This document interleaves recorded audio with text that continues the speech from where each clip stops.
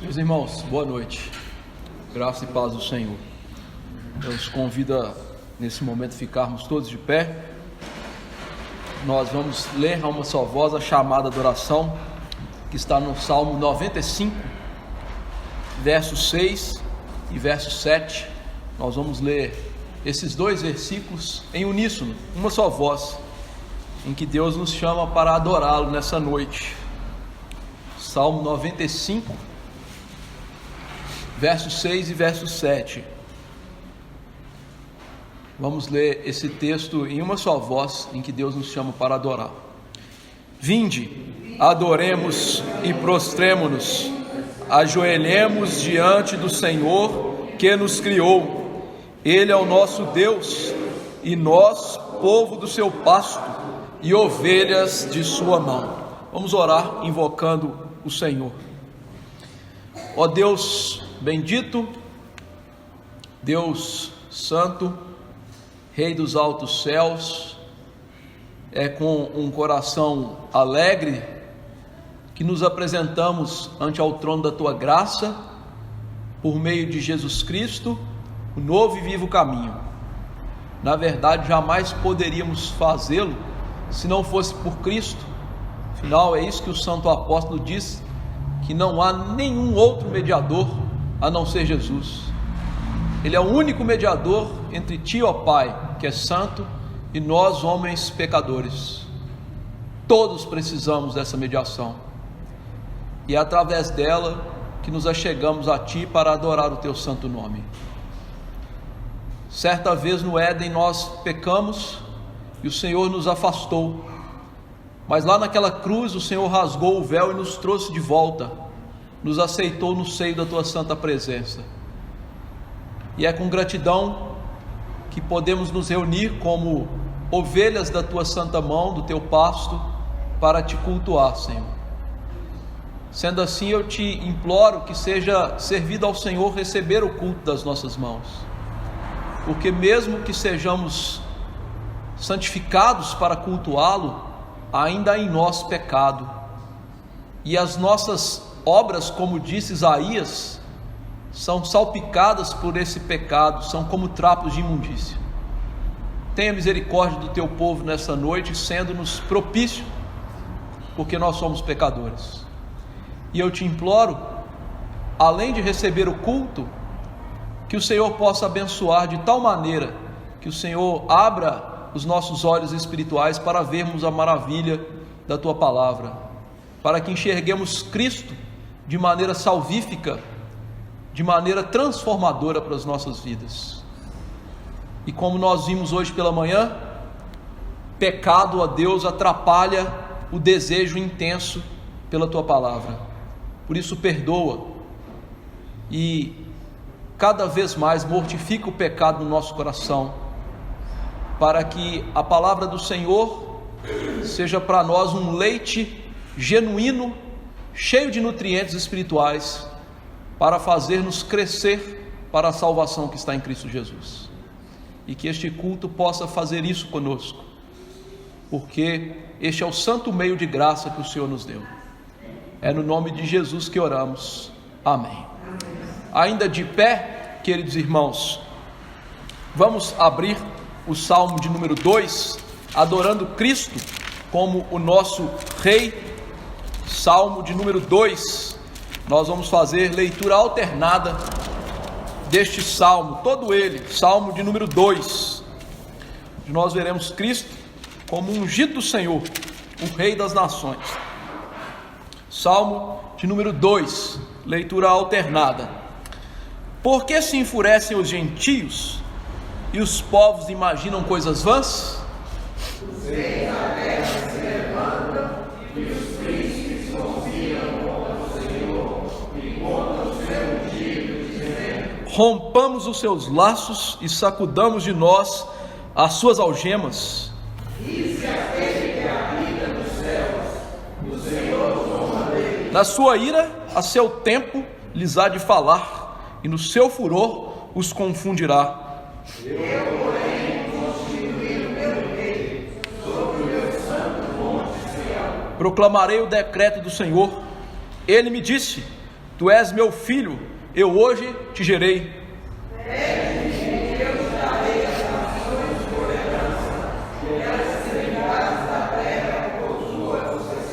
Com vara de ferro as regerás e as despedaçarás como um vaso de oleiro.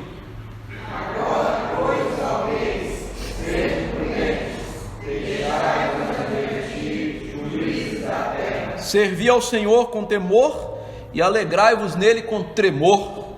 Deixai o filho para que não se limite, e não pereçais no caminho, porque bem em pouco se inflamará ele, nem é capaz todos os que nele se refugiam. Louvado seja Deus, esse Senhor, Rei das nações, é Cristo, o Filho de Davi, que é o próprio Deus e que reina sobre as nações, porque Deus as deu por herança a Ele. Tendo isso em vista, vamos cantar o cântico Rei das Nações.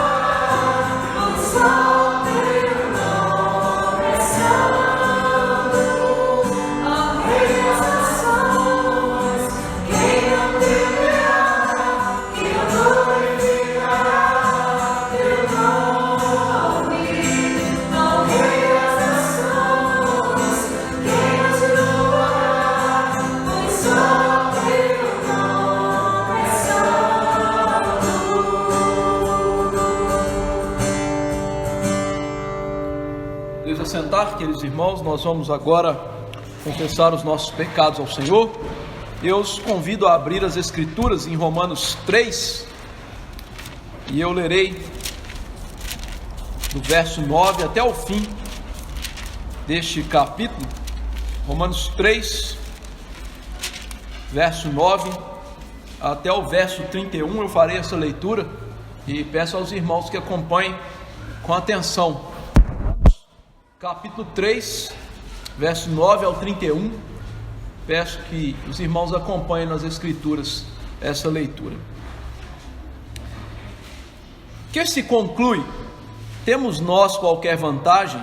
Não, de forma nenhuma, pois já temos demonstrado que todos, tanto judeus como gregos, estão debaixo do pecado, como está escrito: não há justo nenhum sequer, não há quem entenda, não há quem busque a Deus. Todos se extraviaram, a uma se fizeram inúteis, não há quem faça o bem, não há nenhum sequer. A garganta deles é sepulcro aberto, com a língua urdem engano, veneno de víbora está nos seus lábios. A boca eles as têm cheia de maldição e de amargura, são seus pés velozes para derramar sangue, nos seus caminhos a destruição e miséria. Desconhecer o caminho da paz, não há temor de Deus diante dos seus olhos. Ora, sabemos que tudo o que a lei diz aos que vivem na lei, o diz para que se cale toda a boca, e todo mundo seja culpável perante Deus, visto que ninguém será justificado diante dele por obras da lei, em razão de que pela lei vem o pleno conhecimento do pecado. Mas agora, sem lei, se manifestou a justiça de Deus, testemunhada pela lei e pelos profetas, justiça de Deus mediante a fé em Cristo Jesus, para todos e sobre todos os que creem, porque não há distinção, pois todos pecaram e carecem da glória de Deus, sendo justificados gratuitamente por sua graça, mediante a redenção que há em Cristo Jesus, a quem Deus propôs no seu sangue como propiciação mediante a fé, para manifestar a sua justiça, por ter Deus, na sua tolerância, deixado impunes os pecados anteriormente cometidos, tendo em vista a manifestação da sua justiça no tempo presente, para ele mesmo ser o justo e o justificador daquele que tem fé em Jesus. Onde, pois, a jactância foi de toda excluída. Por que lei? Das obras? Não, pelo contrário, pela lei da fé. Concluímos, pois, que o homem é justificado pela fé, independentemente das obras da lei. É porventura Deus somente dos judeus? Não é também dos gentios?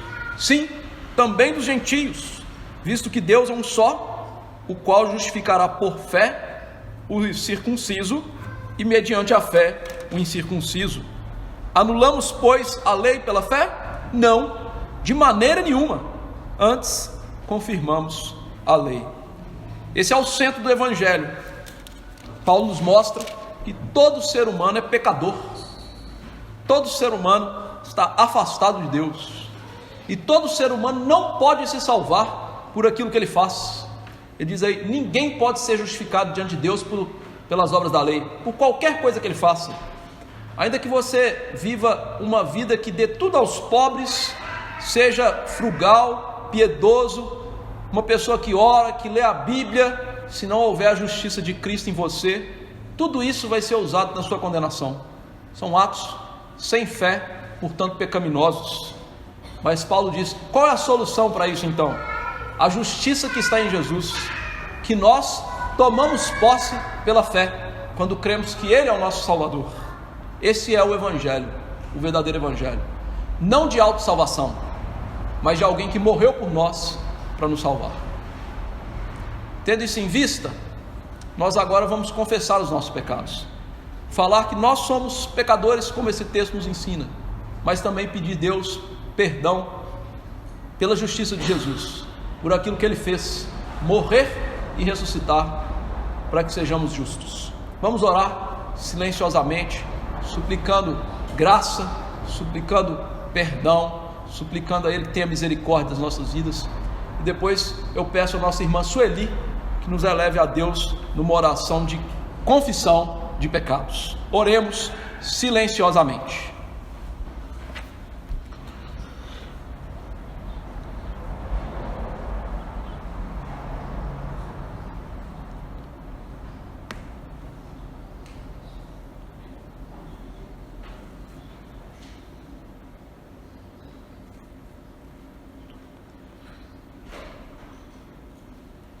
Grandioso e maravilhoso Deus, nós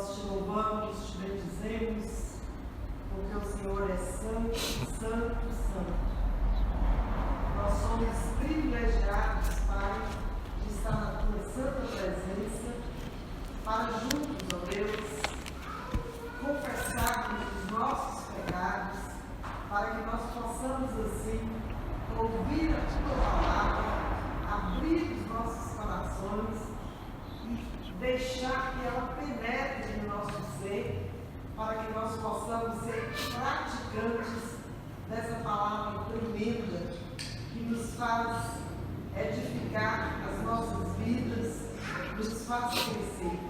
Portanto, Pai, tem misericórdia de nós e como igreja do Senhor, nós queremos confessar que temos pecado, temos sido desafeiçoados, temos sido mentirosos, temos sido ingratos, temos sido frios, temos sido implacáveis em tomar decisões.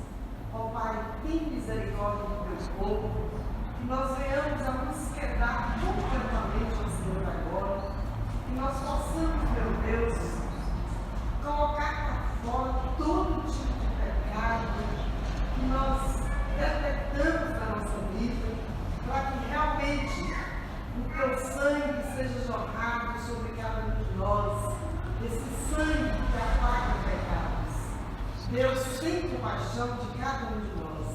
Nós carecemos da tua graça, carecemos do lavar regenerador, para que nós tenhamos dias melhores, para que nós sejamos os verdadeiros adoradores, aqueles que o Senhor procura.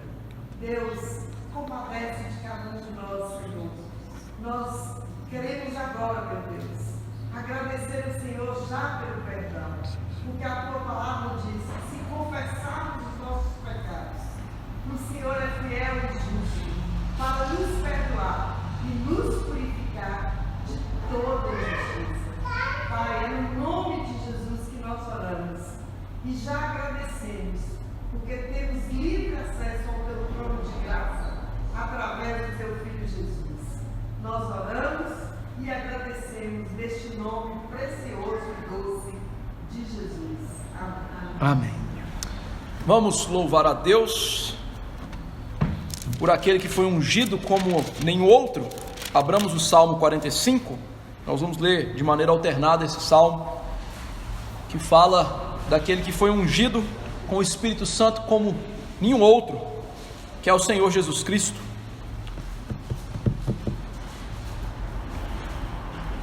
Salmo 45, nós leremos de maneira alternada esse salmo. Ao mestre de canto, segundo a melodia Os Lírios, dos filhos de Corá, salmo didático, canto de amor.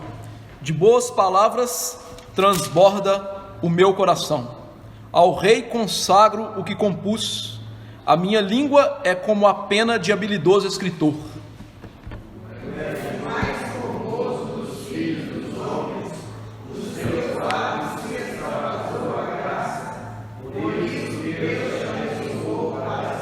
Cinge a espada no teu flanco, herói.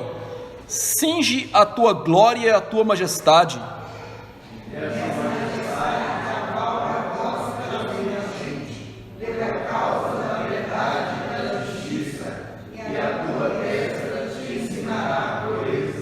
As tuas setas são agudas, penetram o coração dos inimigos do rei. Os povos caem submissos a ti.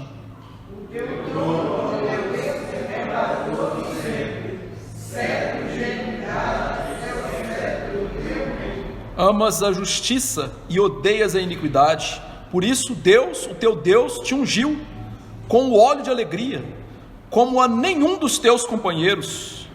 Todas as tuas vestes recebem a vida, a oeste e graça, que falaste de marfim, ressoa instrumentos de cordas, que te alegram. Filhas de reis se encontram entre as tuas damas de honra. À tua direita está a rainha adornada de ouro finíssimo de Ofir.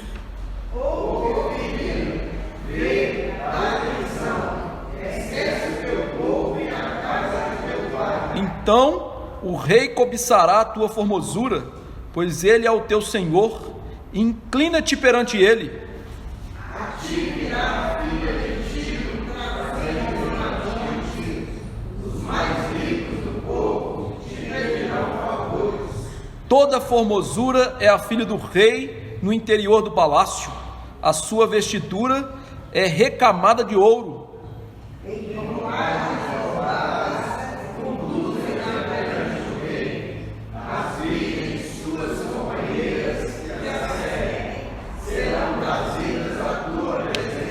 Serão dirigidas com alegria e regozijo, entrarão no palácio do rei. Em vez de teus pais serão teus filhos, os quais farás príncipes por toda a terra. O teu nome eu farei celebrado de geração a geração, e assim os povos te louvarão para todo sempre. Esse salmo aponta para o Senhor Jesus Cristo, o verdadeiro ungido de Deus, o Messias, e diz aí que ele foi ungido como a nenhum dos outros companheiros. Ou seja, no Antigo Testamento, profetas, sacerdotes e reis eram ungidos com óleo para apresentar aquele que seria o profeta, sacerdote e rei, o verdadeiro ungido do Senhor, chamado Jesus Cristo. Ele é o mais formoso dos homens. Se lá na cruz olhava-se e não se via beleza, aqui se viu a beleza do Filho do Homem, o mais formoso dos homens, porque na boca dele estava a graça do Senhor. Vamos louvar esse Senhor que cumpre as promessas de Deus, promessa de um rei que nos salvaria. Vamos nos colocar de pé e cantar o hino 177, e aqueles que vieram preparados poderão lançar dízimos e ofertas no gasofilácio aqui à frente.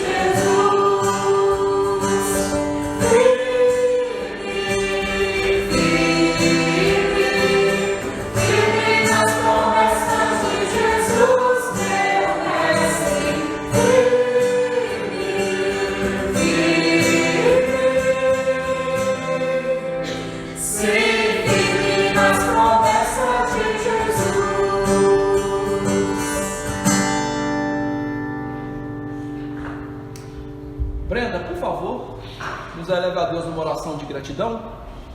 Sim, há duas Brendas, mas é você, Brenda.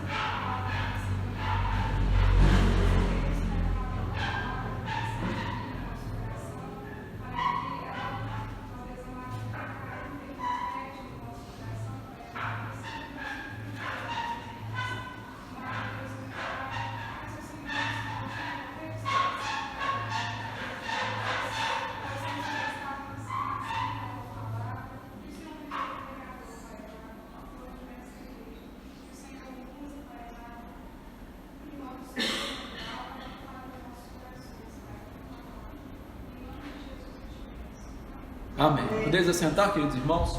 Vamos ouvir a pregação da palavra.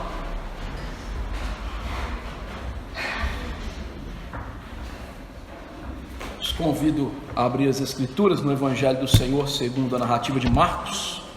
Nós vamos começar hoje a expor os textos deste Evangelho.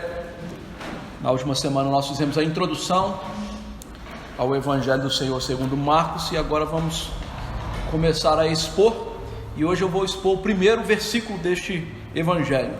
Então, Marcos, capítulo 1, verso 1, será o texto que nós vamos meditar nessa noite. Marcos, capítulo 1, verso 1, diz assim: princípio do Evangelho de Jesus Cristo, Filho de Deus. Verso curto, mas muito profundo. Princípio do Evangelho de Jesus Cristo, Filho de Deus. Vamos orar. Nosso Senhor, Pai Santo,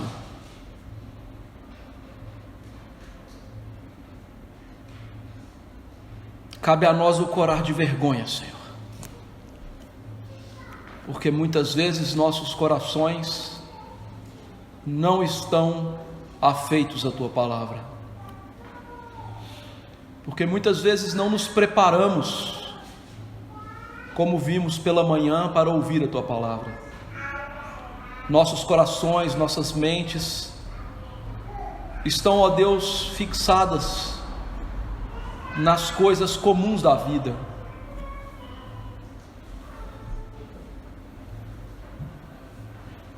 Nossa alma rejeita muitas vezes a exortação do Senhor. Por isso, reconhecendo quem somos, essa natureza pecaminosa que ainda está em nós, eu quero te implorar perdão,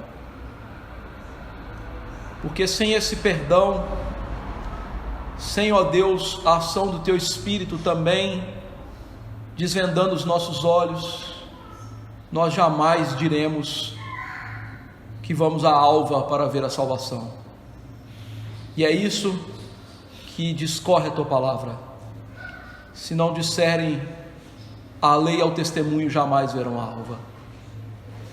Portanto, nessa noite, gere nos nossos corações esse desejo intenso, o ardor, como havia nos discípulos caminhando para Emaús, ao ouvir a palavra de Cristo, porque nós não ouviremos nessa noite nada mais a não ser o santo Evangelho de Jesus Cristo.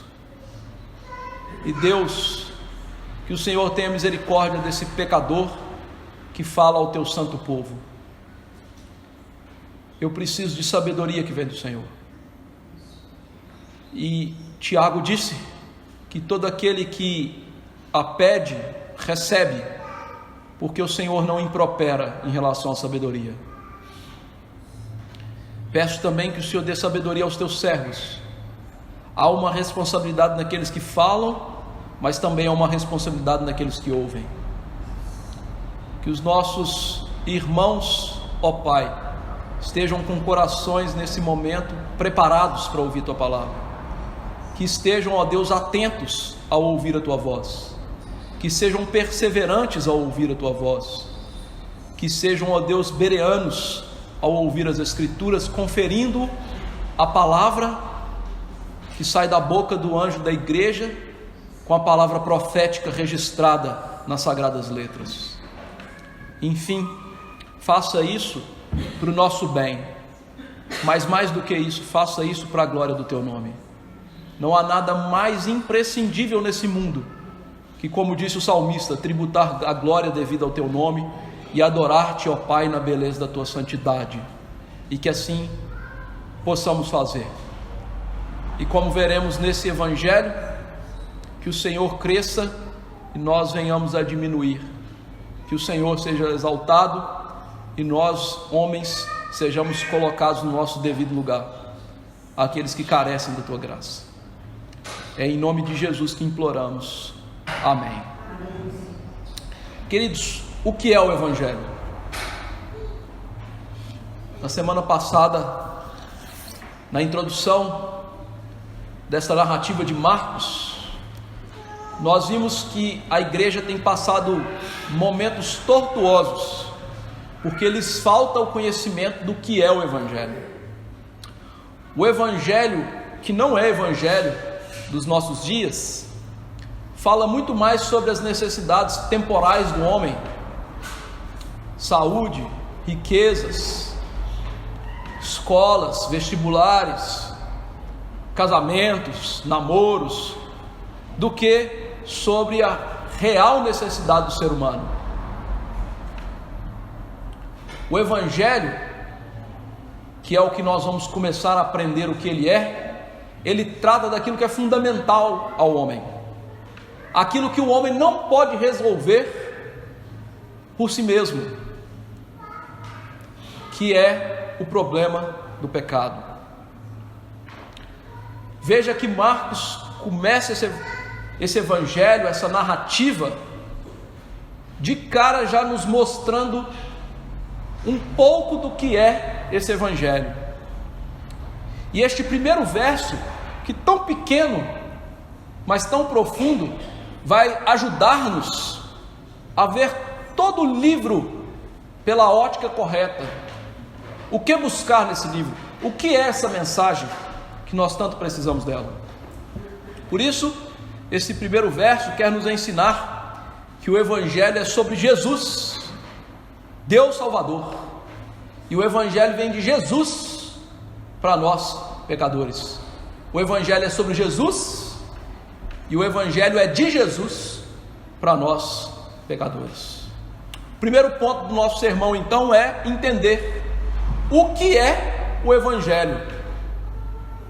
Marcos começa o seu livro mostrando que aqui está o princípio do Evangelho de Jesus Cristo. A pergunta é: por que ele usa essa expressão princípio? Há 3 motivos aqui pelos quais ele usa essa expressão princípio. Em primeiro lugar, ele usa essa expressão princípio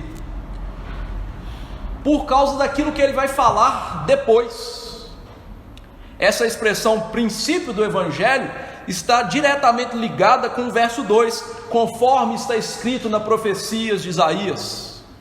Ou seja, Marcos quer nos ensinar que aonde começa o Evangelho do Novo Testamento, há uma profunda ligação com o Evangelho do Antigo Testamento.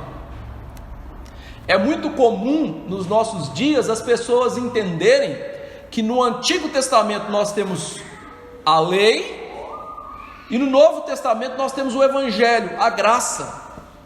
Mas Marcos aqui quebra esse paradigma ao mostrar que esse rei que está chegando, ele está diretamente ligado ao Evangelho do Antigo Testamento. Marcos liga aqui a mensagem de Jesus com o ministério profético lá da antiga aliança. Para ele, então, o Novo Testamento é, na verdade, uma continuidade da pregação da lei e dos profetas, aquilo que elas falavam sobre Jesus. Ou seja, o Antigo Testamento, em suma, pregava a mesma mensagem do Novo Testamento. E qual seria essa mensagem? Salvação através de Deus, de um rei que vem de Deus. E aqui agora, ao dizer princípio do Evangelho, é como se ele estivesse dizendo: igreja que está recebendo essa narrativa, nós podemos começar a ver o cumprimento das promessas de Deus. O rei esperado no Antigo Testamento enfim chegou. Tudo aquilo que o Antigo Testamento lançava luz, esperando, tudo aquilo que ele pregava acerca do Messias, enfim está acontecendo. E para que você tenha certeza de que esta é a temática, no sentido de o Antigo Testamento pregava o Evangelho de Jesus e de salvação em Jesus, Paulo diz lá em Gálatas 3:8: ora, tendo a Escritura previsto que Deus justificaria por fé os gentios, pré-anunciou o Evangelho a Abraão, como está escrito: em ti serão abençoados todos os povos, ou seja, no descendente de Abraão, na continuidade do texto, que é Jesus Cristo. O apóstolo Paulo aqui nos ensina que lá no Antigo Testamento, o ministério profético, Deus falava que havia salvação não por meio do que o homem fazia ou das obras que o homem poderia fazer, mas que a salvação era por acolher a mensagem salvífica de um descendente, de alguém que viria para nos salvar. Na verdade, queridos irmãos, essa mensagem de salvação, ela é tão antiga quanto a entrada do pecado no mundo. Desde que o pecado entrou no mundo, após Adão e Eva caírem, se tornarem pecadores e perdidos, Deus vem até eles e apresenta a mensagem de salvação. Gênesis 3,15, nós temos a grande promessa messiânica, que Deus disse que do descendente da mulher viria aquele que esmagaria a cabeça da serpente, que é Satanás. Ou seja, logo que o homem precisou de salvação, o que Deus falou a ele? O Evangelho, salvação por meio de Cristo. E assim, todos os profetas do Antigo Testamento pregaram a mesma mensagem de salvação, de alguém que era prometido por Deus e que viria salvar o seu povo pecador. Você pode ter uma ideia clara disso ao ler o livro de Atos, e em 2 discursos de Pedro ele apresenta a mesma ideia. Atos 3:24 e Atos 10:43 dizem o seguinte: e todos os profetas, a começar com Samuel, assim como todos quantos depois falaram, também anunciaram esses dias. Dele todos os profetas dão testemunho de que por meio do seu nome, todo aquele que nele crê, recebe remissão de pecados. O anúncio do Evangelho estava lá e permeava toda a mensagem do Antigo Testamento. Toda a mensagem do Antigo Testamento é: Jesus vai vir para nos salvar. Era o Evangelho do Cristo que viria, enquanto o nosso Evangelho é do Cristo que já veio. E é isso que Marcos está dizendo: chegou o Salvador, ele veio cumprir aquelas promessas. Aqui está a nossa salvação. Isso acontece, queridos irmãos, porque não há poder no homem ou qualquer instituição desse mundo, religiosa ou não, para salvar o ser humano. Não há, segundo as Escrituras, salvação sem o poder de Deus. E o poder de Deus, segundo Paulo diz em Romanos 1:16 e 17, é o Evangelho, do qual ele não se envergonhava, da qual as igrejas dos nossos dias tanto se envergonham. As igrejas dos nossos dias fazem questão de colocar o Evangelho debaixo dos panos, porque a mensagem do Evangelho, como nós vamos ver daqui a pouco, é uma mensagem que muitas vezes espanta pessoas das igrejas. Marcos aqui está mostrando: não, o verdadeiro Evangelho está se cumprindo na vida do Messias. O segundo motivo pelo qual ele usa essa expressão no princípio, é que agora está se cumprindo as profecias. Se havia antes na ideia uma ligação, ou seja, Antigo e Novo Testamento tem uma mesma mensagem, ele está mostrando que aqui também uma continuidade de cumprimento, no sentido de que o Novo Testamento não somente é baseado no Antigo Testamento, mas ele é o cumprimento, ele é agora tornar patente aquilo que estava latente lá no Antigo Testamento, como diria Agostinho de Hipona. Ou seja, o que ele está dizendo é que a mensagem agora chegou a hora dela se cumprir. Todas aquelas profecias messiânicas que estavam distantes de se cumprirem, chegou o momento delas se cumprirem. O Antigo Testamento estava sempre apontando para um momento da história que seria o momento nevrálgico, central da história.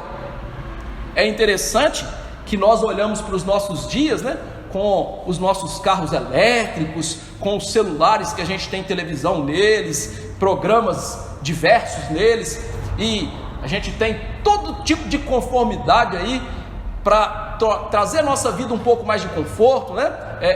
Robozinho que limpa a casa, e a gente acha assim, nossa, que legal, né? Que momento! E a Bíblia diz, não, o maior momento da história se cumpre quando Jesus aparece. Não há nada maior do que isso. Por isso Paulo diz aos Gálatas, vindo porém a plenitude dos tempos, olha, o maior de todos os tempos, Deus enviou o seu Filho, nascido de mulher, nascido sob a lei. Para quê? Para resgatar os que estavam sob a maldição da lei, a fim de que nós recebêssemos a adoção de filhos. Paulo percebeu que o Evangelho de Jesus era o centro da história, o cumprimento através de Jesus era o ponto maior de toda a história da humanidade. E aqui Marcos está mostrando isso. Chegou o momento de se cumprir tudo aquilo que esperávamos. Não há mais necessidade de espera.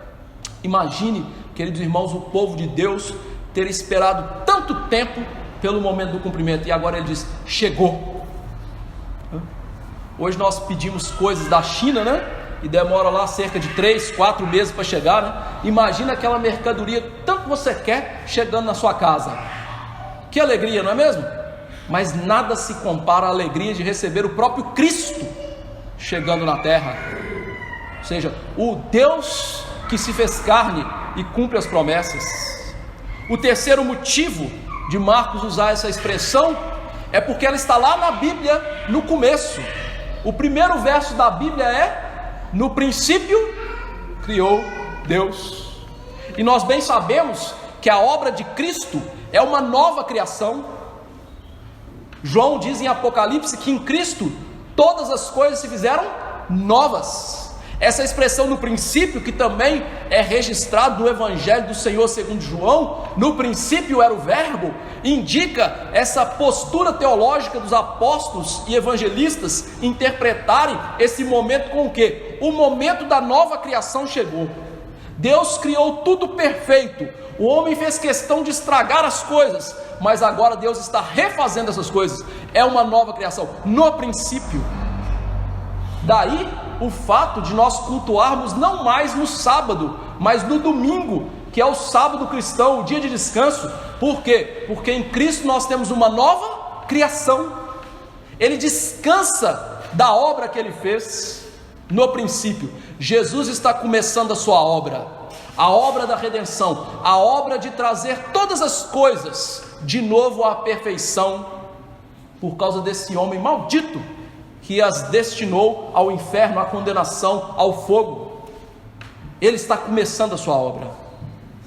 Mas aí, isso ainda não responde o que é o Evangelho, não é?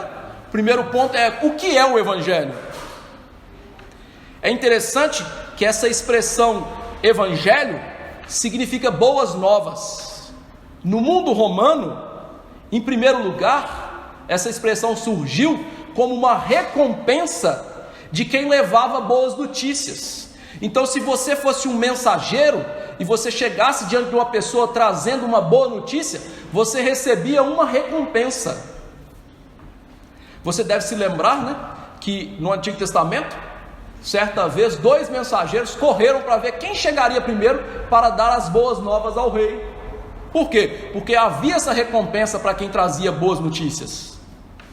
Agora, foi se desenvolvendo essa expressão e ela passou a se tornar algo que significava as próprias notícias. Antes era a recompensa, depois passou a ser as próprias notícias, só que com conotações políticas, envolvendo fatos históricos importantes. A ideia então que as boas novas, o evangelho, eram as notícias, no sentido dos reis conquistadores, como se você fosse do Império Romano e chegasse a notícia: César conquistou a Gália. Você ia vibrar com aquilo. Por quê? Estamos vivendo na Pax Romana, estamos aqui debaixo de uma proteção de um grande governante, podemos aqui ter nossas vidas tranquilas, mudadas, alegres, confortadas por isso. Essa era a ideia de evangelho. Por isso, evangelho, nós vamos começar aqui a definir o que é, tem a ver com essas boas novas que, em primeiro lugar, mudam vidas. O evangelho, meus queridos irmãos, não é algo que se pode ser crido e aceito sem que nada aconteça nos nossos corações. A própria definição de evangelho significa que algo tem que acontecer conosco. E daí a tragédia contemporânea, não é mesmo? De tantos que ouvem o evangelho, mas continuam os mesmos, vendidos aos seus pecados, e dizem por aí: somos crentes, frequento tal igreja. E você sabe que a fama da pessoa no seu trabalho, na sua casa, na cidade não é boa. Por quê? Porque não teve a vida transformada, mas se diz: eu creio no evangelho. Isso é extremamente importante que entendamos. O evangelho, ele muda aquele que o aceita, o recebe. Por quê? Jesus não pode entrar na vida de pessoas e não transformá-las. O evangelho tem que trazer mudança da nossa natureza, do nosso coração.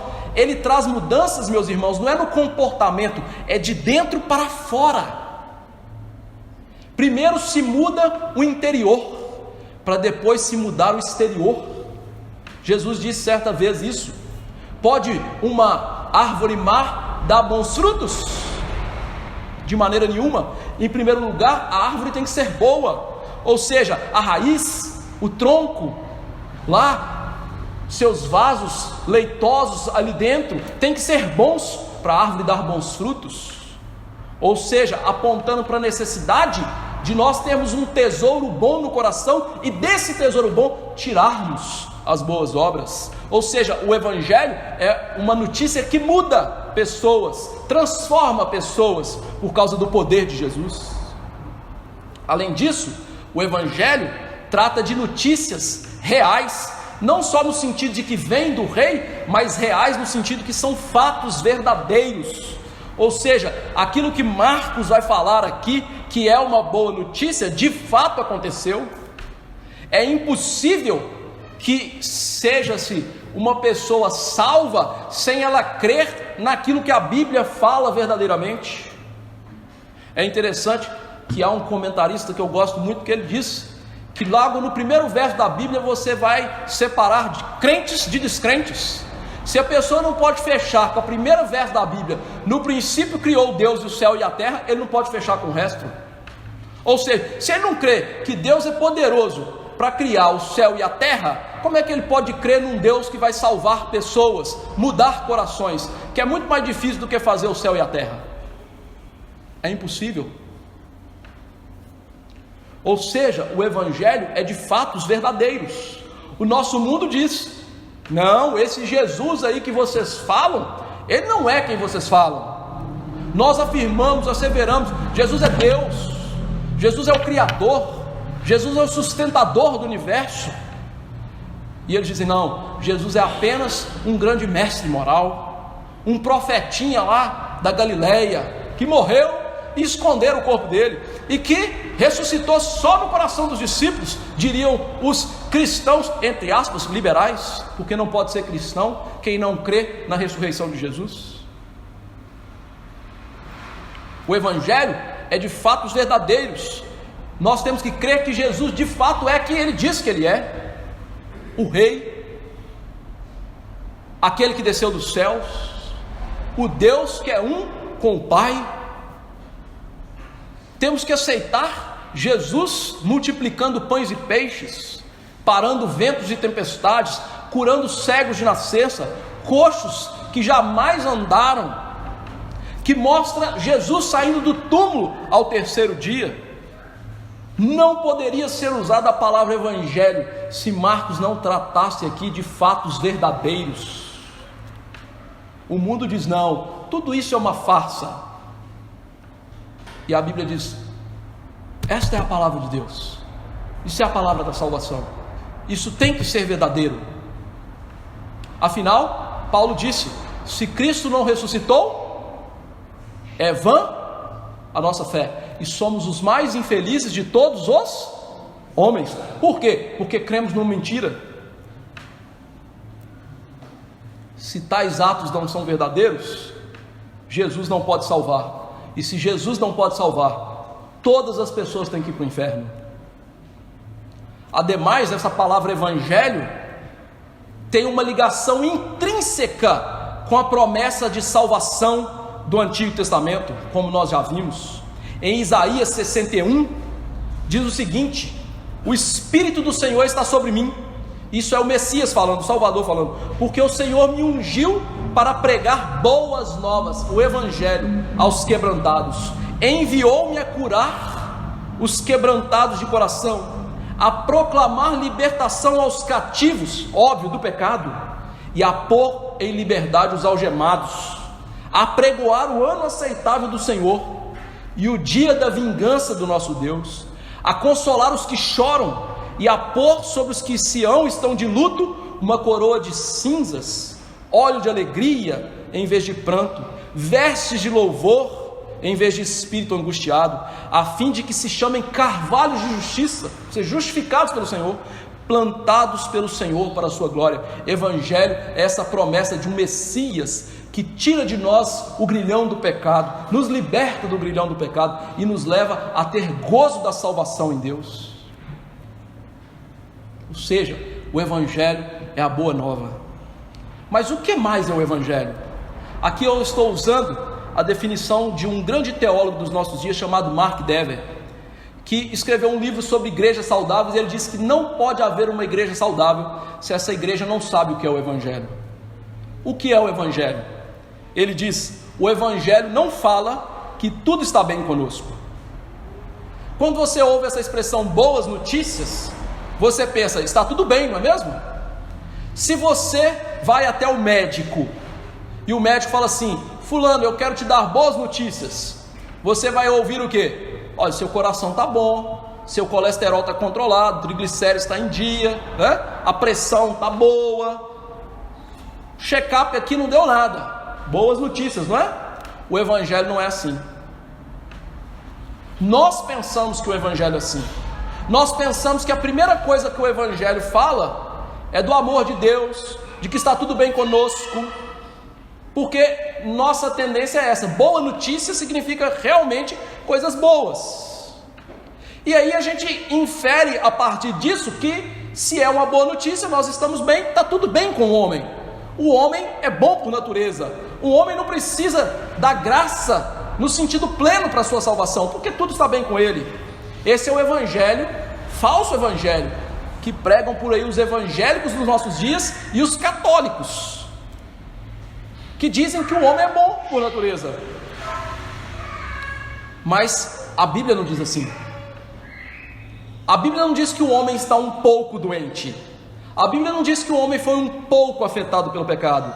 Isso não é o Evangelho verdadeiro.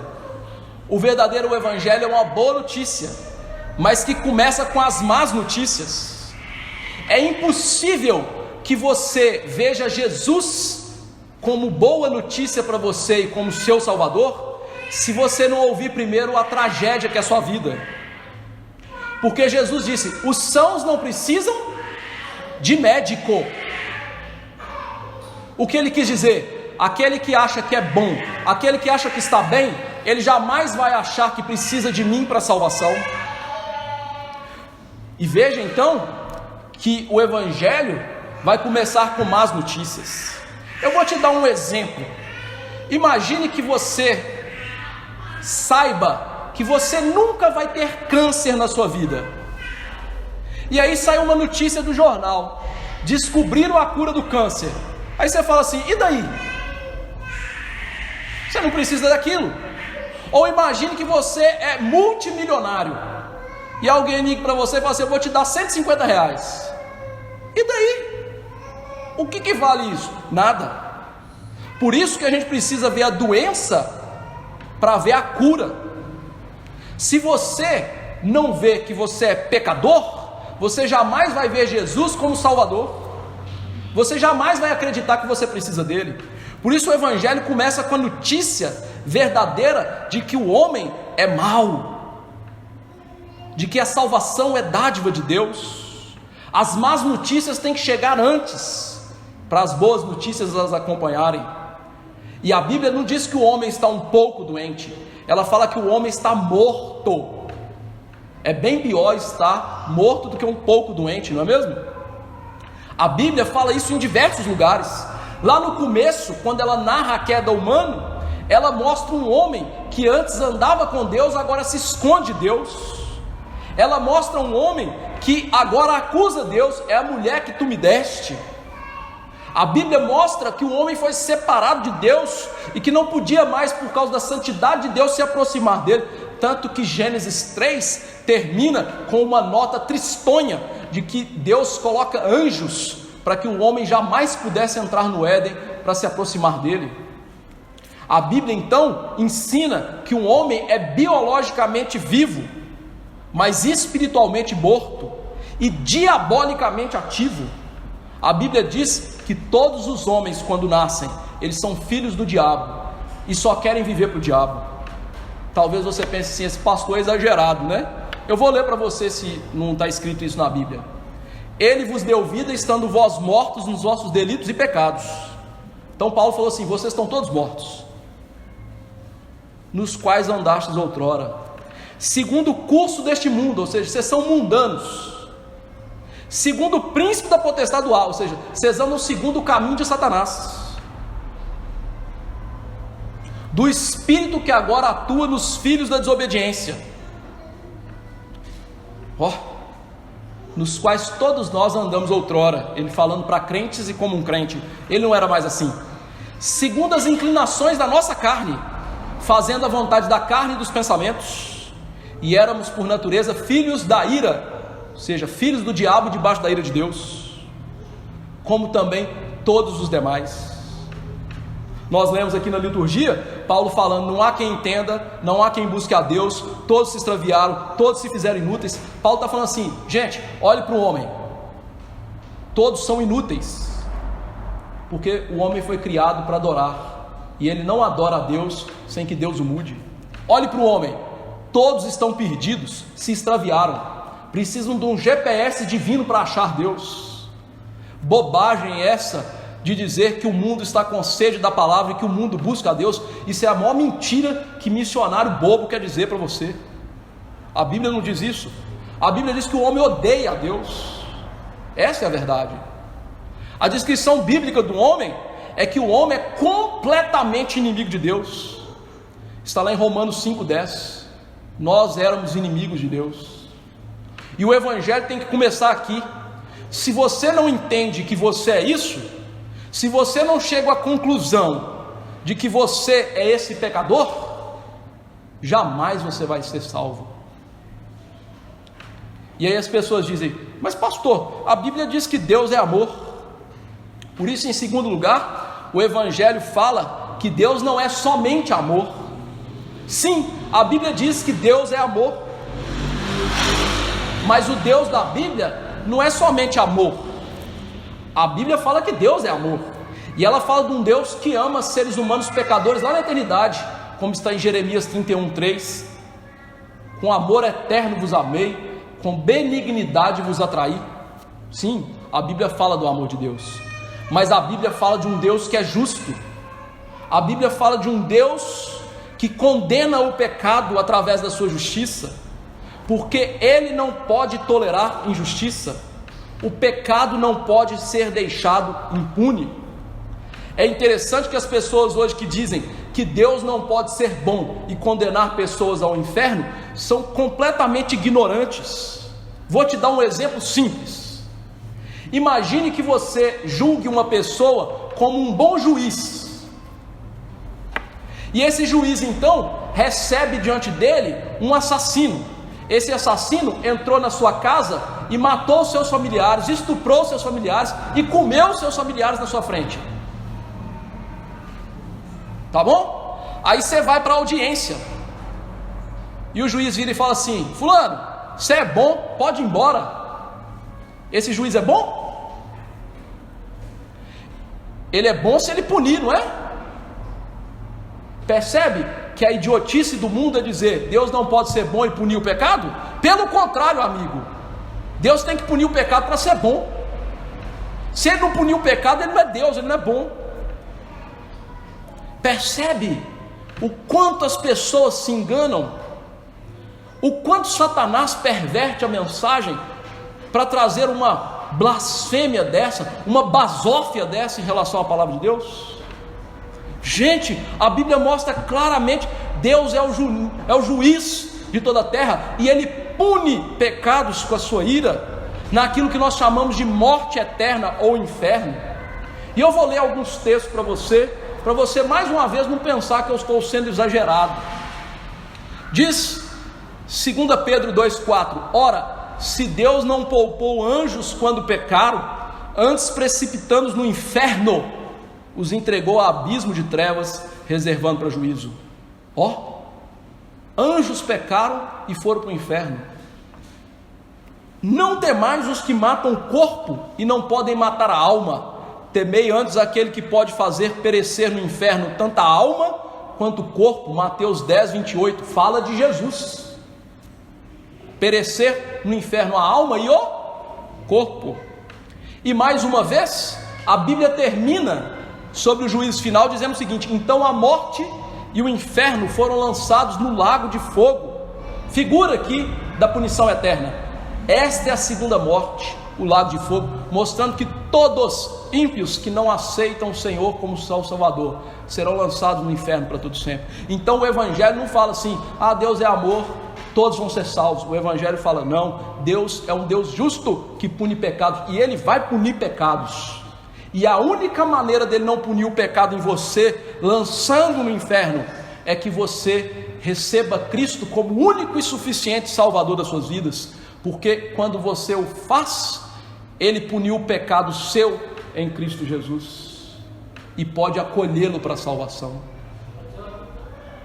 Em terceiro lugar, o Evangelho não é apenas que Jesus é o nosso amiguinho, mas Ele veio morrer por nós.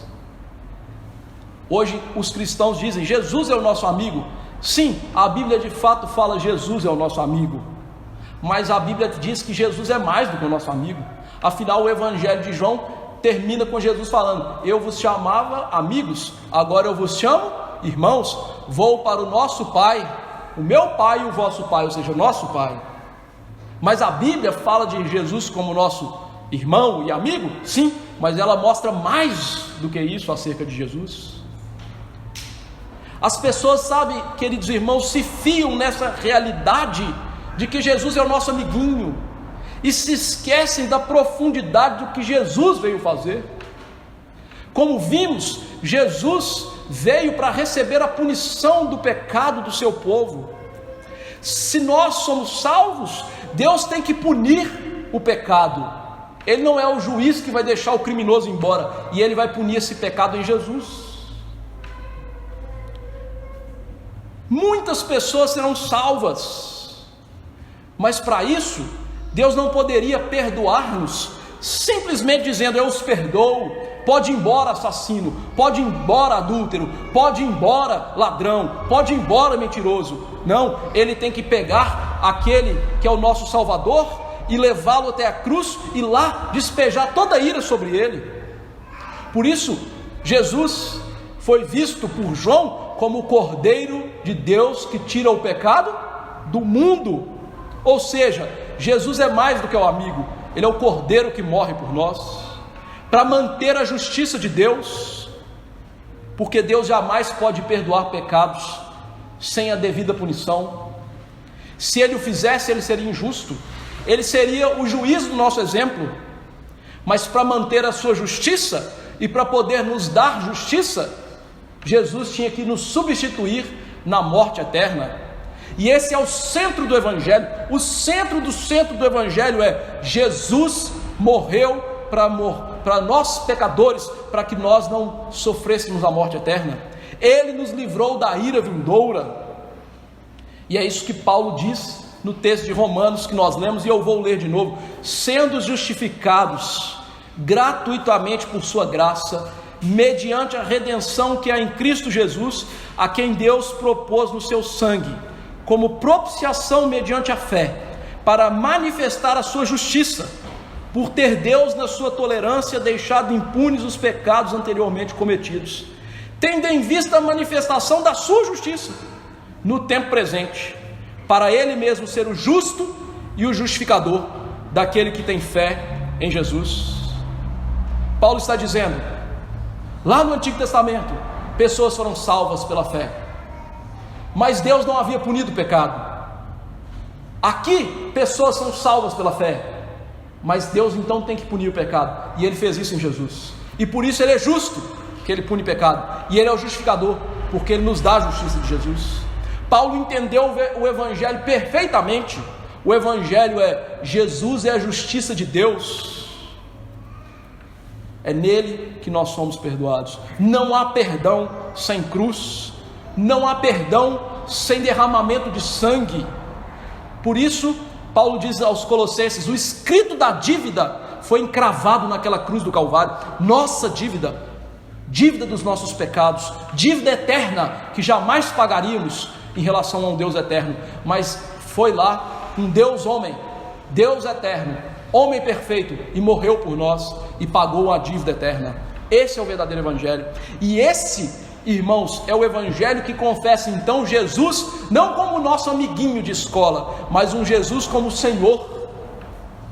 O verdadeiro crente entende que Jesus é amigo, sim, que ele é irmão, sim, mas que Jesus é Senhor da vida dele.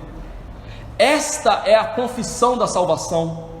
E mais uma vez eu cito Paulo: se com a tua boca confessares Jesus como o Senhor, e com o teu coração, começa no coração e sai para a boca, creres que Deus o ressuscitou dentre os mortos, será salvo. Porque com o coração se crê para a justiça, e com a boca se confessa a respeito da salvação.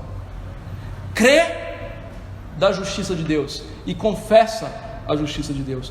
Ele é mais do que nosso amigo, Ele é o Senhor, Ele é a justiça de Deus. Em quarto lugar, o Evangelho exige coisa de nós. O Evangelho exige fé e arrependimento.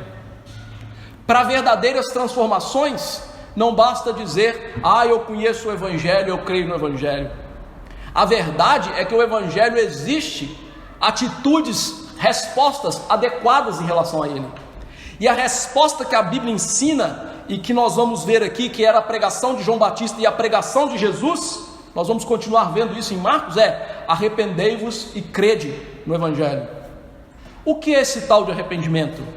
É uma mudança de rumos nas nossas vidas. Arrependimento é um deixar consciente do pecado, se voltando para Deus. É dar um 180 na vida. Estamos indo para o pecado, vivendo no pecado e caminhando para o inferno. É dar uma meia volta completa, ir para o outro lado, a outra direção. E isso acompanhado, como disse Ezequiel 36, de um nojo de nós mesmos, um nojo das nossas obras. Você já sentiu nojo de você? Se não, eu posso dizer com todas as letras garrafais: você não é crente, porque este é o verdadeiro Evangelho. Sentir nojo de você, asco das suas obras. Só que não para por aí. Isso tem que nos levar à obediência, a viver para Deus. E nisso o arrependimento difere do remorso, porque o remorso é só tristeza por algo ruim.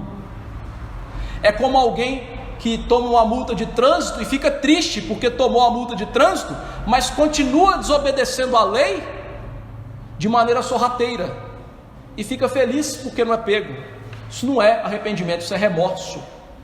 Arrependimento é desejo de obedecer, desejo de viver a palavra de Deus, é voltar-se do pecado para a vida pura da palavra. Além disso, exige-se fé, que também nos nossos dias é muito, assim, sabe, difundido uma noção errada do que é fé. Todo mundo diz, eu tenho fé. E aí Tiago diz, né, então mostra a sua fé com obras. Prova que você tem fé verdadeira. É essa prova que está se faltando nas pessoas que dizem que têm fé. Além disso, as pessoas dos nossos dias acreditam que ter fé é acreditar que Deus existe. E aí Tiago diz, crês tu que Deus é um só? Fazes bem, até os demônios creem e tremem. Ou seja, você não faz vantagem nenhuma em falar que Deus existe. Isso não é fé verdadeira. Fé verdadeira é acreditar nisso e viver de acordo com isso, é se fiar nisso. O mundo também acha que pensamento positivo é fé. Pensa forte, vai dar certo, né? Afinal, tem a música aí, né? Andar com fé eu vou, que a fé não costuma falhar, né? Mentira, fé bíblica falha. A de Pedro falhou, a de Paulo também, a de Isaías falhou. Mentira. Viu a concepção moderna de fé? A ideia de fé que as pessoas têm é uma ideia antibíblica. E aí tem aqueles que vão dizer que a fé é um salto no escuro. Também isso é tolice. A fé é baseada na verdade do Evangelho, nos fatos do Evangelho. A fé segundo a Bíblia, diz Paulo em Romanos 2, ou em Efésios 2:8, é dom de Deus, não se nasce com ela, não se pode gerá-la. É algo que Deus tem que dar-nos, e Ele dá pela sua graça a quem Ele quer salvar. Além disso, a fé segundo a Bíblia é confiar em Jesus de todo o coração, como aquele que veio do céu, como o homem verdadeiro e que tinha um propósito claro de nos livrar da ira de Deus. A fé verdadeira é a fé da Bíblia, do Jesus da Bíblia, e não do Jesus inventado dos nossos dias, um Jesus bonachão, amigão, né? Não, é o Jesus da Bíblia, que disse até que condenaria pessoas por não o receberem. A fé é a confiança plena no Senhor. A fé nos leva a viver uma vida diferente. O que é o Evangelho? Você conhece? Vive? Nosso segundo ponto, e será mais breve, é quem é o Evangelho? Nós vimos o que é. Só que o Evangelho para Marcos também é quem é o Evangelho. Veja que ele usa a expressão Evangelho de Jesus. Aqui no grego, a palavra no Novo Testamento foi escrita no grego, viu gente? Não no português. Indica duas coisas, tanto origem como aquilo que se refere. Em primeiro lugar, então, o Evangelho é de origem de Jesus, divina. Há muitos engraçadinhos hoje que pensam que esse Evangelho de Cristo somente, fé somente, é um Evangelho de Paulo, que por exemplo Tiago não diz isso, Pedro não diz isso, mas isso é bobagem. A Bíblia mostra o Evangelho como sendo algo divino, algo que vem de Deus para nós, tanto que ela chama esse Evangelho de Evangelho eterno da graça de Deus, mostrando que ela tem uma origem em Deus, e que ela não é um plano B de Deus. Essa mensagem é o plano verdadeiro de Deus. Apocalipse 14:6 diz isso, veja só: vi outro anjo voando pelo meio do céu, tendo um evangelho eterno para pregar aos que assentam sobre a terra, e a cada nação, e tribo, e língua, e povo. João, lá em Apocalipse, mostra então que o evangelho é eterno. Isso significa o quê? Que não era necessário o homem pecar para que houvesse evangelho. O evangelho é anterior à queda do homem. Era um plano único e verdadeiro de Deus, mostrando, queridos irmãos, que Deus não foi surpreendido pelo pecado humano e agora está improvisando para dar um jeitinho brasileiro na bobagem que o homem fez. Não, o evangelho sempre foi o plano de Deus, o único plano de Deus. Na eternidade, Deus decretou todas as coisas, como diz o salmista, os meus dias estão escritos e determinados sem que nenhum deles houvesse ainda. Salmo 139. Na eternidade Deus decretou até a queda humana e os eleitos que receberiam a mensagem salvífica. Apocalipse é muito claro em dizer que Jesus era o cordeiro morto antes da fundação do mundo.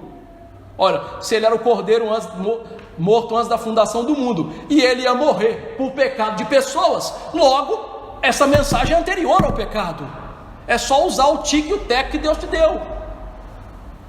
Precisa ser um gênio para isso. É só ter um tique e um teco, e ligar o A e o B. É um evangelho eterno. Então, o evangelho vai nos levar a ver que é algo de Deus para o homem, e não do homem para nós. O homem jamais poderia ter inventado a boa notícia que começa com a má notícia. O homem jamais poderia ter inventado um Deus que se faz carne. O homem jamais poderia ter inventado um Deus que decreta todas as coisas e diz que o homem é responsável por todas as coisas, porque isso é supra-racional, está além da nossa razão. Então não poderia ser inventado por nós, nem pelos maiores gênios dos nossos dias. E essa mensagem é a mensagem que Jesus pregou, que o Antigo Testamento pregou, e que agora Marcos está dizendo, está em carne e osso. Por isso Jesus podia dizer: vinde a mim todos estáis cansados e sobrecarregados, eu vos aliviarei. Por isso Jesus podia dizer: eu sou o caminho, a verdade e a vida. Ou seja, não havia outro caminho, outra verdade e outra vida. Se tem uma coisa que irrita aquele que entende a Bíblia, é as pessoas dizer: todos os caminhos levam a Deus. É verdade que o caminho ímpio leva a Deus, mas Deus como juiz, como condenador para o inferno. Todos os homens um dia vão estar diante de Deus, para a sua condenação ou salvação. E a diferença entre eles não é o que eles fazem, é o que Jesus fez por aqueles que creem. É esse evangelho que Jesus disse: eu recebi do meu Pai e estou falando para vocês. Origem divina. Então o evangelho vem de Jesus. Em segundo lugar, o evangelho é Jesus Cristo. A boa notícia é Jesus. Jesus é a mensagem da salvação. Não há salvação fora de Jesus. Ele é o conteúdo da mensagem. A Bíblia não nos permite dizer que Maria pode nos salvar, que São José, São Genaro, São qualquer coisa pode nos salvar. A Bíblia é muito clara em dizer que Jesus é a salvação. Afinal, o próprio cântico de Maria na Bíblia diz que Ele é o Salvador dela. Ou seja, Jesus é a mensagem, gente. Porque se o homem pode salvar a si mesmo e o homem pode salvar o outro, a Bíblia é mentirosa. E eu vou te provar que a Bíblia é mentirosa, se nós acreditarmos que um santo pode se salvar e nos salvar, porque a Bíblia diz o contrário. Em Salmo 49, versos 7 e 8, vai provar isso o contrário. Ao irmão, verdadeiramente ninguém pode remir. Remir é comprar por preço, é tirar debaixo da ira de Deus. Ninguém pode pagar por ele a Deus o seu resgate. Então como é que os santos nos salvam se o salmista está dizendo: ninguém pode pagar o resgate de ninguém? E aí ele diz: a alma deles é caríssima. A alma dos homens vale uma outra alma, tem que ser dada uma outra alma no seu lugar. Por isso que Jesus morreu por nós. E cessará a tentativa para sempre. Ou seja, o salmista está dizendo assim: pode parar de tentar se salvar, pode parar de tentar salvar os outros, não vai dar certo. Jesus é a mensagem. A salvação é por meio dele, não tem outra forma. Por isso que ele chama Jesus. O nome Jesus, na verdade, ele não chamava Jesus, ele chamava Josué. Jesus é o nome dele, né, digamos assim, transformado para o grego, e aqui é portuguesado. O nome dele de verdade era Josué, que quer dizer literalmente Iavé, o Deus que apareceu para Abraão, Isaque e Jacó, que disse: eu sou é a salvação. Eu sou a salvação. O nome dele significa eu sou a salvação. Ou seja, se ele mesmo está falando que é a salvação, não tem outra, né? Esse nome vem do Antigo Testamento. E uma pessoa famosa chamada Josué recebeu esse nome. Você deve se lembrar, você que conhece bem a Bíblia, né? Que Josué não se chamava Josué antes. Lá em Números 13, 16, diz que o nome dele anterior era Oséias, que significa salvação. Então aquele homem chamava salvação. Só que Deus deu uma missão para aquele homem: levar o povo para dentro da terra prometida. E seria muito estranho ele ter um nome de salvação, levando o povo para dentro da terra prometida. Então Deus muda o nome dele e coloca: Deus é a salvação, ou seja, eu sou é a salvação. Mostrando que Josué introduziria o povo na terra, que aponta para a salvação do pecado, como diz Hebreus 4, 8 e 9, mostrando que quem é a verdadeira salvação? O homem não, Deus. E a promessa de vida eterna tipificada em Canaã apontava para essa realidade. Deus é quem dá a salvação, Ele é que dá descanso eterno para o ser humano. Não existe descanso verdadeiro se não for em Deus. Por isso, os ímpios nunca têm descanso para a alma. Estão sempre aí, com a cacholinha em dificuldade. Por quê? A consciência lhes pesa, a mente está sempre lhes perturbando. Por quê? Porque não tem descanso, não conhece Jesus, o Deus que salva. Por isso, o nome então Josué está ligado aos atos salvíficos de Deus no passado. E é por isso que o nosso Senhor recebe esse nome, que aponta para a soberania de Deus em relação à salvação. Ou seja, nenhum homem pode operar a sua salvação. Deus é quem possui a salvação. E é esta a mensagem do Antigo Testamento. Quando você lê, por exemplo, Jonas 2,9, você vai ler em letras garrafais: ao Senhor pertence a salvação, ou seja, é dele, não é sua, não é de homem algum, é dele. O profeta Jonas é muito claro: é ele que salva. E assim nós vemos Paulo também dizendo em Efésios 2, a partir do verso 8: pela graça sois salvos, a graça de Deus, o dom imerecido de Deus, vocês são salvos, mediante a fé. Ou seja, Deus usa a fé de vocês, e isso é dom de Deus. Ou seja, essa fé que vocês têm é dom de Deus, não de obras, não por aquilo que você faz, para que ninguém se glorie. Percebe? Salvação vem de Deus. Por isso Deus fez questão de colocar o nome daquele que seria o Salvador, de Josué, de Jesus. Por isso está escrito lá em Mateus 1, 21: ela dará à luz um filho e lhe porás o nome de Jesus. Por quê? Motivo: ele salvará o seu povo dos pecados deles, incluindo José e Maria, o povo de Jesus.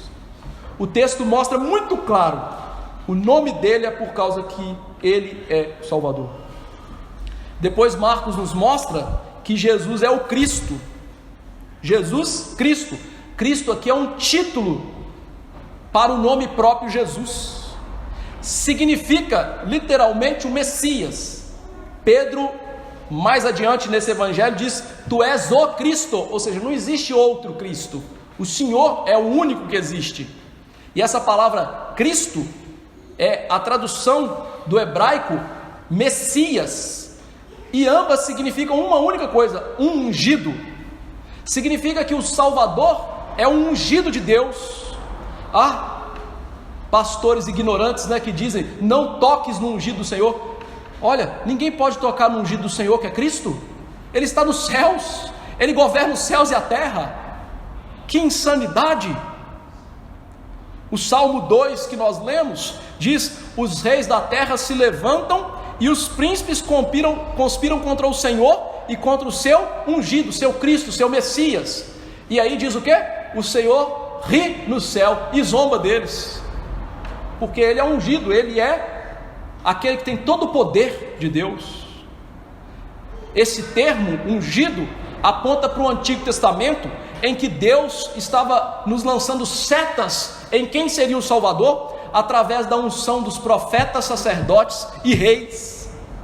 Todas essas três pessoas eram ungidas, e aquela unção, aquele óleo derramado sobre essas pessoas, simbolizava, tipificava o Espírito Santo que seria dado a Jesus. E ele diz que ele recebeu o Espírito Santo não por medida. O Salmo 45:7 que nós lemos diz que ele recebeu o Espírito Santo como nenhum dos seus companheiros, o óleo de alegria de Deus. Quem é o ungido de Deus? Jesus, o verdadeiro rei, o verdadeiro profeta, o verdadeiro sacerdote de Deus para nos salvar. E ele exerceu esses 3 ofícios, nos dando a palavra, morrendo por nós, oferecendo-se como sacerdote e hoje governando céus e terra para nos salvar. Ele é o Messias, profeta, sacerdote e rei, o verdadeiro ungido de Deus. E ele por fim é o Filho de Deus. É interessante que Marcos aqui usa uma palavra filho no grego, que é usada na Bíblia só para Jesus, que é alguém que é igual, da mesma essência, mostrando que Jesus é Filho de Deus, não no sentido de que ele é menor do que Deus, mas no sentido de que ele tem a mesma essência de Deus, a mesma natureza de Deus, ele é igual a Deus. Os judeus jamais usariam essa palavra, que aqui filho é traduzida como filho, para alguém que fosse inferior e diferente. Marcos está dizendo logo de cara, ele é o Senhor que nos salva, ele é ungido. E por que ele pode fazer a nossa salvação? Porque ele é Deus. O homem não pode salvar o homem. Se ele não for Deus, não tem salvação. Esse nome então aponta para a natureza eterna de Jesus, mostrando, irmãos, que como dizem alguns cristãos aí, Jesus não é uma criatura de Deus, ele é o Criador de todas as coisas. O nome Filho aponta para o fato dele ser a segunda pessoa na Trindade. Veja que ele mesmo diz isso sobre ele, lá em João 3, 35 e 36. O Pai ama ao Filho, e todas as coisas tem confiado em suas mãos. Por isso quem crê no Filho tem vida eterna. O que todavia se mantém rebelde contra o Filho, não verá a vida, mas sobre ele permanece a ira de Deus. Mostrando que todas as pessoas que não creem que Jesus é o verdadeiro Deus, estão debaixo da ira de Deus. João 10, 30, ótimo versículo para todos nós gravarmos. Jesus diz: eu e o Pai somos um. Mostrando que ele é o verdadeiro Deus eterno. Sua posição é especial em relação a todos os outros que creem em Jesus e são filhos de Deus, porque ele é filho como nenhum outro. Ele é o próprio Deus que se fez carne. O Evangelho então é o Evangelho do Filho, do Deus que deixa o céu e vem habitar na terra para salvar pecadores. Então o Evangelho é sobre a divindade de Jesus, porque não haveria mediação entre Deus e os homens se ele não fosse Deus homem. Não haveria salvação se Jesus não fosse Deus. Sem a divindade de Jesus, não há verdadeira religião que nos ligue ao Pai. O Evangelho então é de Jesus, o Rei, Jesus, Deus, Jesus, Salvador. E é isso que Marcos quer nos ensinar. Quem é Jesus? Como viver esse texto? Mais uma vez eu vou perguntar: o que é o Evangelho? Quem é o Evangelho? Sem uma resposta adequada a essas duas perguntas, você não pode se chamar cristão. Mas Deus hoje chama todos nós que ouvimos essa mensagem a conhecer o que é o Evangelho e quem é o Evangelho. Ele nos chama hoje a ter uma verdadeira fé em Jesus e um verdadeiro arrependimento dos nossos pecados. Se você ainda não conhecia o Evangelho, agora você está começando a pontilhar o que é o Evangelho. Se você não conhecia quem é o Evangelho, eu te convido a conhecer quem é esse Jesus, e por meio da palavra, não da opinião popular dos nossos dias, porque somente conhecendo esse Jesus da palavra é que haverá salvação, verdadeira fé e arrependimento na sua vida. Venha conhecer Jesus. Segunda aplicação: o Evangelho é de Jesus e sobre Jesus. O Evangelho não é fique rico. O Evangelho não é não tenha problemas na sua vida. Essa mensagem que é cada vez mais popular nos nossos dias vem de Satanás, não vem de Deus. A mensagem de Deus que está tão escondida nas igrejas hoje, porque afasta pessoas, né? Quem quer entrar aqui e ouvir que é pecador, é mau, está indo para o inferno, é desgraçado, é inútil? Ninguém quer ouvir isso, mas é isso que todo mundo precisa de ouvir. O que a gente precisa, a gente não quer ouvir. Esse evangelho verdadeiro de Jesus, de Paulo, de Pedro, de Isaías, de Josué, de Moisés, de toda a Bíblia e do Deus da Bíblia, que é Jesus, é tudo o que precisamos, e é aquilo que está sendo escondido nas igrejas que se dizem cristãs. Não, a mensagem é: nós somos pecadores, nós não somos o centro das coisas, o centro de todas as coisas é o Deus homem chamado Jesus Cristo. Nossas igrejas, irmãos, precisam urgentemente resgatar esse evangelho, sem ter vergonha desse evangelho. Não importa se as pessoas virão e falam: isso é loucura, eu quero ir embora. Deixa-as ir com as suas opiniões para o inferno. O verdadeiro evangelho cai no coração daqueles que Deus escolheu e vai produzir verdadeira salvação. Esse evangelho não falha nos eleitos de Deus, e ele não falha para condenar os ímpios que não serão salvos. Ele é sempre poderoso para salvar e condenar. Por isso nós temos que ter coragem hoje de pregar essa mensagem antiga de um homem pecador que não pode salvar-se e solucionar o seu problema, mas de mostrar que a solução está em Jesus e não em nós. A solução é uma e única: Cristo. É Ele quem salva de pecados. Ou seja, nós precisamos de trazer Jesus de novo para o púlpito das nossas igrejas. É o que está faltando em cada uma delas. Terceira aplicação: Jesus é o Cristo. Ele é ungido, significa então Ele é o único caminho. Ele é a única ponte entre Deus e os homens. Pastores não podem ligar Deus e os homens. Papas que arrogam para si chamar sumo pontífice, olha, ponte suprema, que blasfêmia, não podem ligar Deus e os homens. Profetas dos nossos dias ou profetisas não são mediadores. Paulo diz lá em 1 Timóteo 1,15: há um único mediador entre Deus e os homens, Cristo Jesus, homem. Ele é o único que pode nos levar a Deus. Você não depende de ninguém a não ser de Jesus para se achegar ao Deus verdadeiro. E eu quero dizer para você: sem Cristo não há verdadeira salvação, sem Cristo não há verdadeira comunhão com Deus.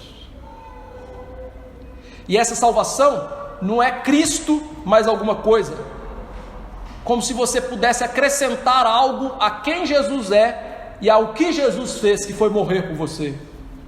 Se você quiser acrescentar alguma coisa na obra de Jesus, você não tem verdadeira comunhão com Jesus. A fé verdadeira traz exclusividade de Jesus, só Jesus.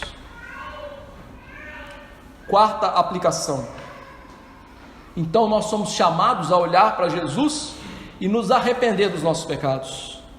Pecados, irmãos, não são pequenos acidentes, como deixar cair um pratinho dentro de casa e ele quebrar. Pecados são violações terríveis da lei de Deus, uma ofensa direta a Deus. Eu vou tornar bem repugnante para você entender o que é pecado. Imagine que uma pessoa deu uma cusparada na sua cara, mas não é uma cusparada qualquer, é aquela pessoa que está com crise de sinusite, renite, e sai aquela plasta. Que coisa infernal, não é mesmo? Isso é pecado, é fazer isso na cara de Deus. E você acha que Deus gosta disso?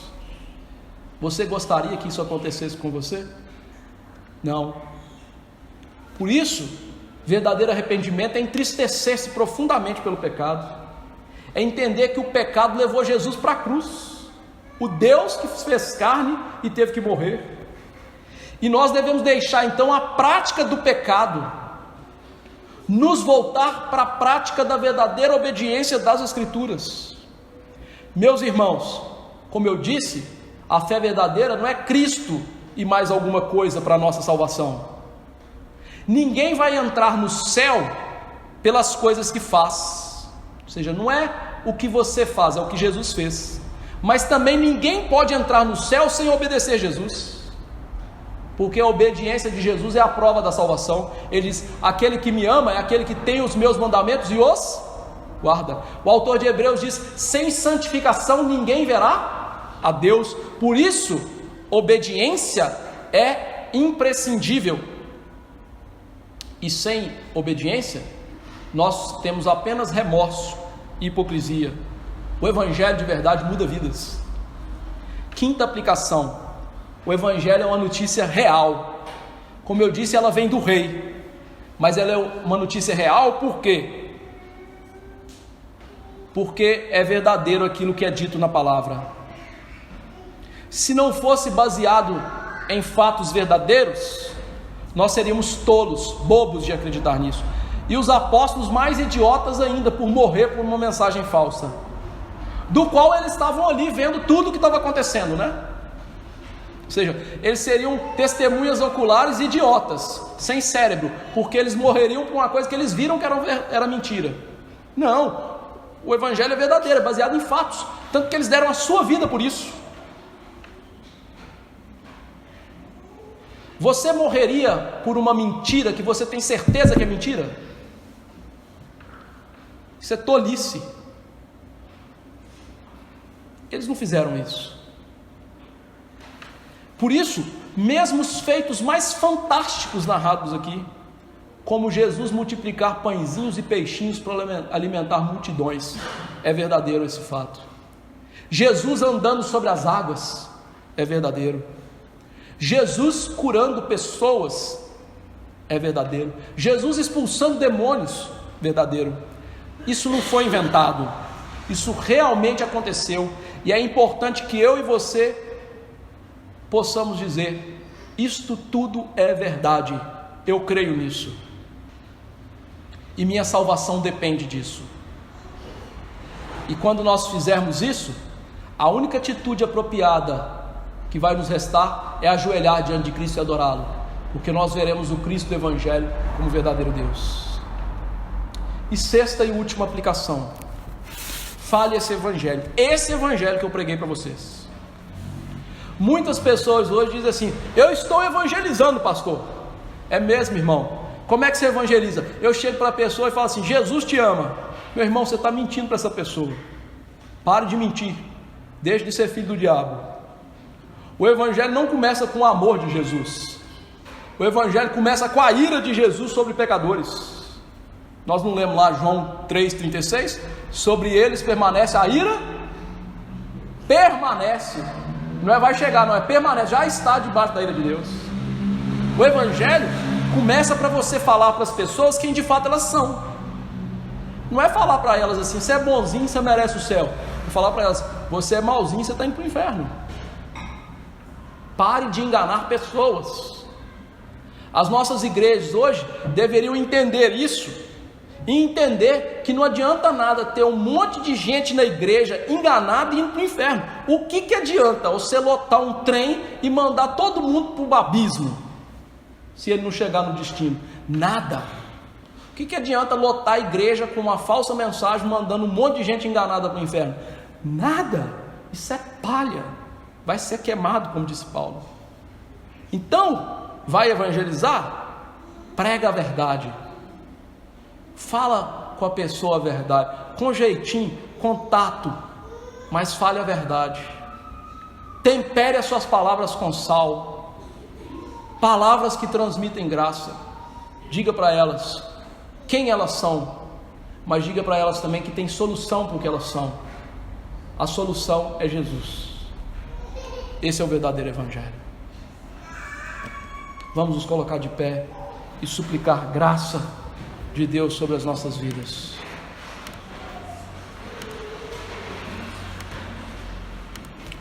Senhor nosso, eu te agradeço pelo evangelho. Eu posso dizer com Paulo que um dia eu estava totalmente morto para a verdade da palavra, diabolicamente ativo, vivendo no pecado e amando o pecado. nunca houve e nunca haverá em mim bondade inerente. Jesus ensinou isso, ó Pai. Nós somos maus, ele disse. Ele disse para aquele jovem rico: por que me chamas bom? Só há um que é bom. Falando do Senhor Deus. Por isso eu quero te agradecer pelo verdadeiro Evangelho, que traz a verdade para nós. É a verdade que liberta. A mentira nos prende cada vez mais. E são muitos que foram, ó Deus, enredados nessa mentira, e que a amam com todas as suas forças e se agarram nela. Mas naquele dia, o dia do juízo, o dia que todos comparecerão ante ao tribunal do Senhor, essa mentira não os salvará.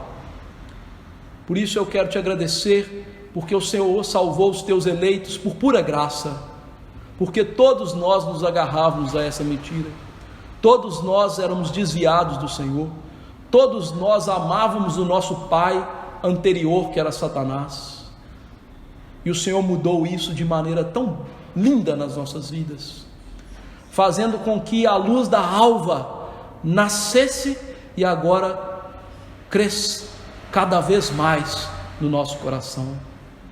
Eu te agradeço.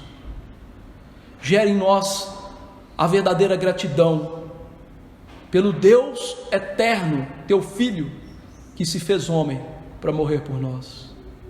Gere em nós, ó Deus, cada vez mais desejo de amar e de viver por Jesus.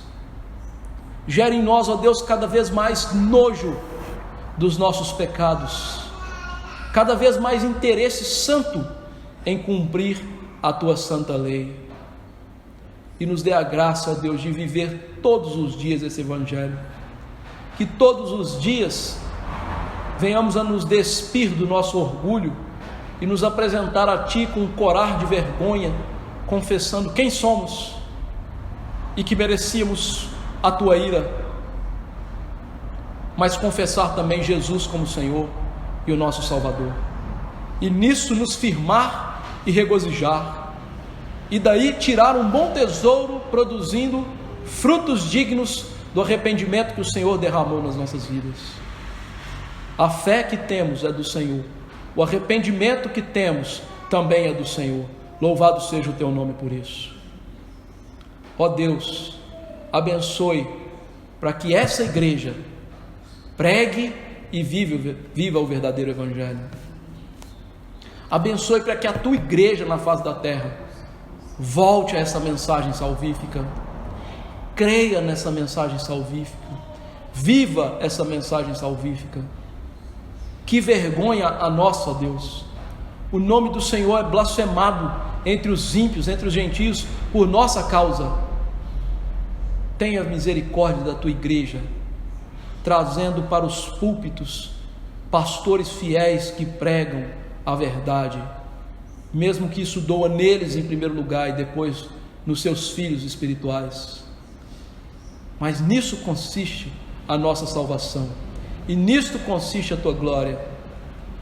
Chega, ó Deus, de usurparmos a glória do Senhor, glorificando a Satanás com um falso evangelho. Que na nossa boca, no nosso coração, haja verdadeira confissão: Jesus é o Senhor. É isso que imploramos, em nome dele, amém. Que a graça do Senhor Jesus Cristo, o amor do bendito Pai e a consolação do Espírito sejam com os eleitos do Senhor hoje e para sempre, amém. Deixe assentar, queridos irmãos.